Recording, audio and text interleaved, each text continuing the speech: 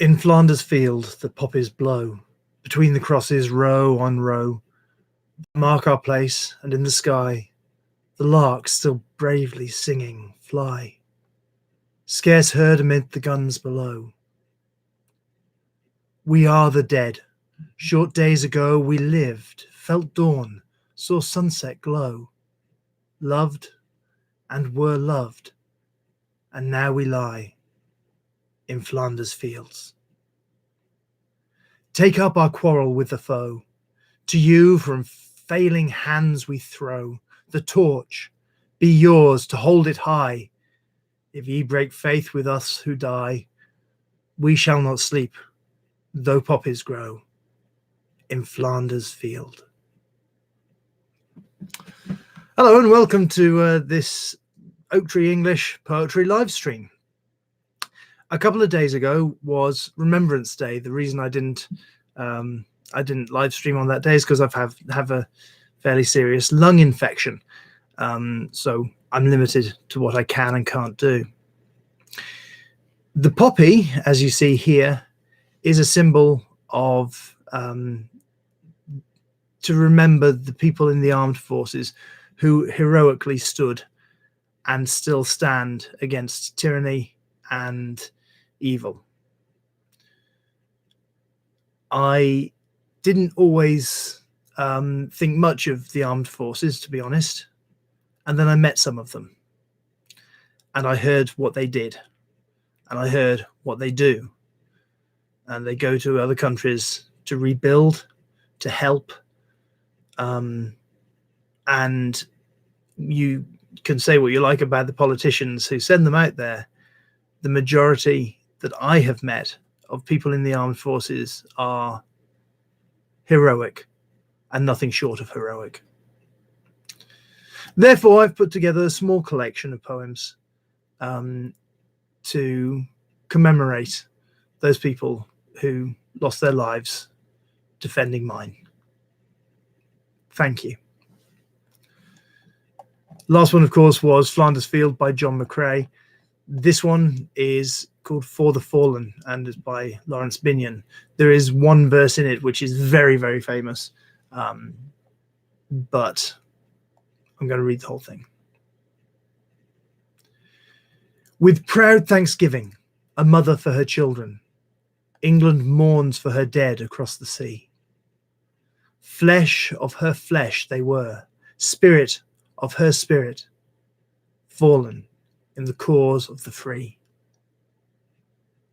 Solemn the drums thrill, death august and royal sings sorrow up into immortal spheres. There is music in the midst of desolation, and a glory that shines upon our tears. They went with songs to the battle. They were young, straight of limb, true of eye, steady and aglow. They were staunch to the end, against odds uncounted. They fell with their faces to the foe. They shall not grow old, as we that are left grow old. Age shall not weary them, nor the years condemn. At the going down of the sun, and in the morning, we will remember them. They mingle not with their laughing comrades again. They sit no more at familiar tables of home. They have no lot in our labour of the daytime. They sleep beyond England's foam. But where our desires are, and our hopes profound, felt as a wellspring that is hidden from sight, to the innermost heart of their own land they are known, as the stars are known to the night. As the stars that shall be bright when we are dust, moving in marches upon the heavenly plain, as the stars that are starry in the time of our darkness, to the end they remain.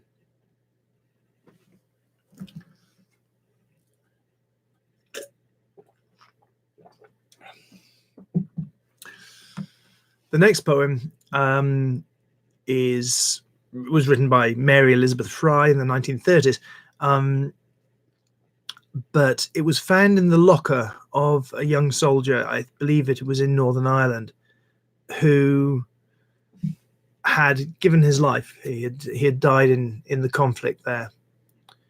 And this poem was found in his locker as a message to his family. I read it now. Do not stand at my grave and weep. Do not stand at my grave and weep. I am not there. I do not sleep. I am 1,000 winds that blow. I am the diamond glint on snow. I am the sunlight on ripened grain. I am the gentle autumn rain. When you wake in the morning hush, I am the swift uplifting rush of quiet birds in circling flight. I am the soft starlight at night. Do not stand at my grave and weep. I am not there. I do not sleep. Do not stand at my grave and cry. I am not there. I did not die.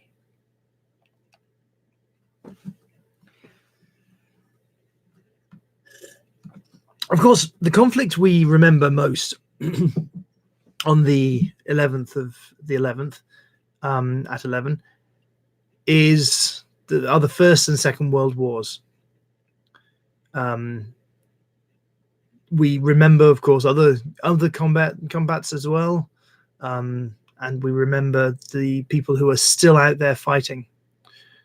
But at the forefront of most people's minds are the First and Second World War. Here, I offer you Dulce et Decorum Est by Wilfred Owen. Bent double, like old beggars under sacks, knock-kneed, coughing like hags, we cursed through sludge, till, on the haunting flares, we turned our backs, and towards our distant rest began to trudge. Men marched asleep. Many had lost their boots, but limped on, bloodshot. All went lame, all blind, drunk with fatigue, deaf even to the hoots of gas shells dropping softly behind. Gas. Gas! Quick, boys! An ecstasy of fumbling, fitting the clumsy helmets just in time. But someone still was yelling out and stumbling and floundering like a man in fire or lime. Dim through the misty panes and thick green light, as under a green sea, I saw him drowning. In all my dreams, before my helpless sight, he plunges at me, guttering, choking, drowning. If, in some smothering dreams, you too could pace behind the wagon that we flung him in, and watch the white eyes writhing in his face, his hanging face, like a devil sick of sin. If you could hear at every jolt the blood come gargling from the froth-corrupted lungs, obscene as cancer, bitter as the cud, of vile, incurable sores on innocent tongues, my friend, you would not tell with such high zest to children ardent for some desperate glory the old lie. Dulce et decorum est, pro patria mori. The title and that last line, Dulce et decorum est pro patria mori, comes actually from the poet, the Roman poet Horace. I might do a live stream one of these days with just ancient poems, because I read something by Horace the other day which was just spectacularly awesome. But this idea, it is sweet and honourable to die for your country, is something that Wilfred Owen certainly wanted to distance himself from. Since we're with Wilfred Owen, I find Wilfred Owen depressing. I don't read very much Wilfred Owen if I can help it, but this is somewhere where we ought to give him his due. So, why not do one more Wilfred Owen anthem for doomed youth? What passing bells for those who die as cattle? Only the monstrous anger of the guns. Only the stuttering rifles' rapid rattle can patter out their hasty orisons. No mockeries now for them, no prayers nor bells, nor any voice of mourning save the choirs. The shrill, demented choirs of wailing shells, and bugles calling for them from sad shires. What candles may be held to speed them all? Not in the hands of boys, but in their eyes shall shine the holy glimmer of goodbyes. The pallor of girls' brows shall be their pall, their flowers the tenderness of patient minds, and each slow dusk a drawing down of blinds.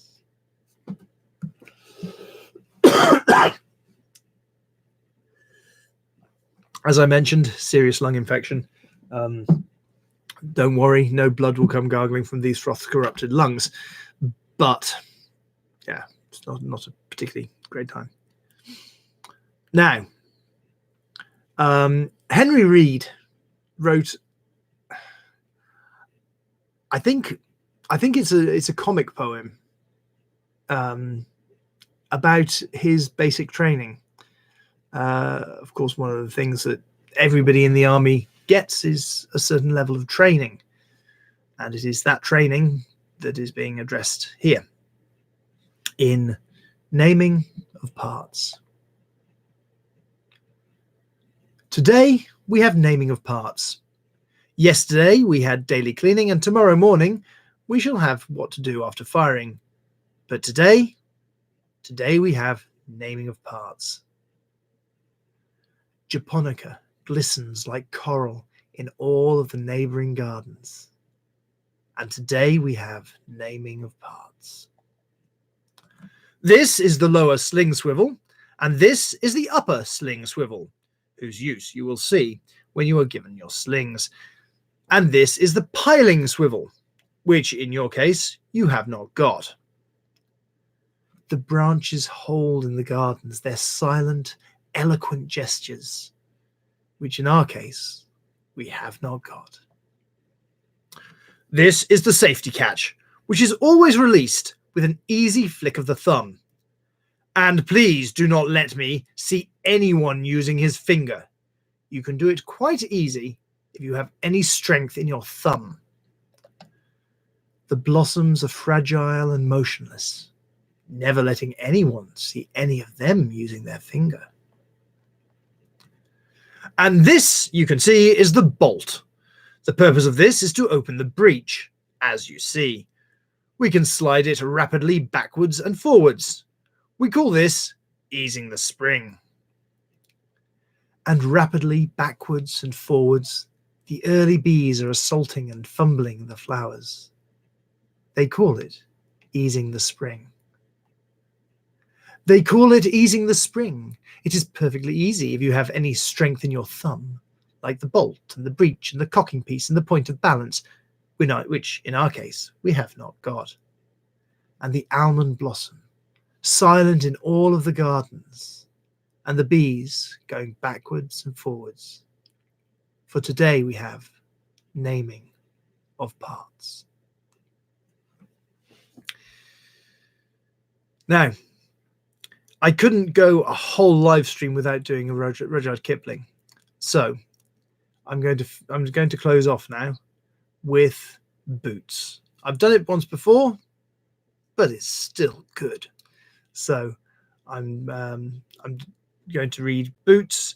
This is Kipling's experience of, or Kipling's knowledge from talking to Tommies about their experiences of marching. We're foot slog, slog, slog, slogging over Africa. Foot, foot, foot, foot, slogging over Africa. Boots, boots, boots, boots, moving up and down again. There's no discharge in the war. 7, 6, 11, 5, 9 and 20 miles a day. 4/11/1732, the day before. Boots, boots, boots, boots, moving up and down again. There's no discharge in the war.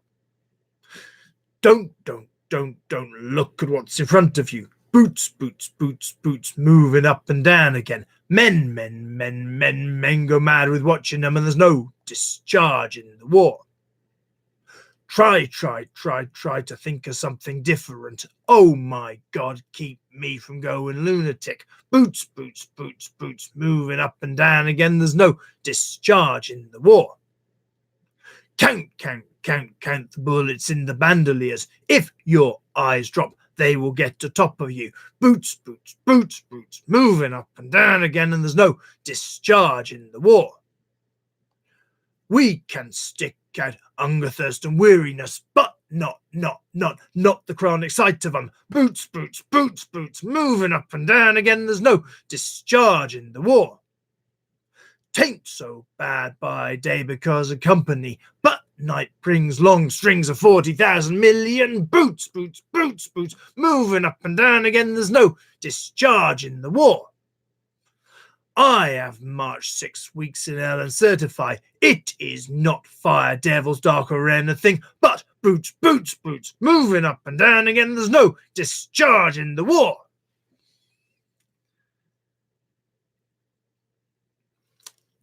Here I close off my live stream.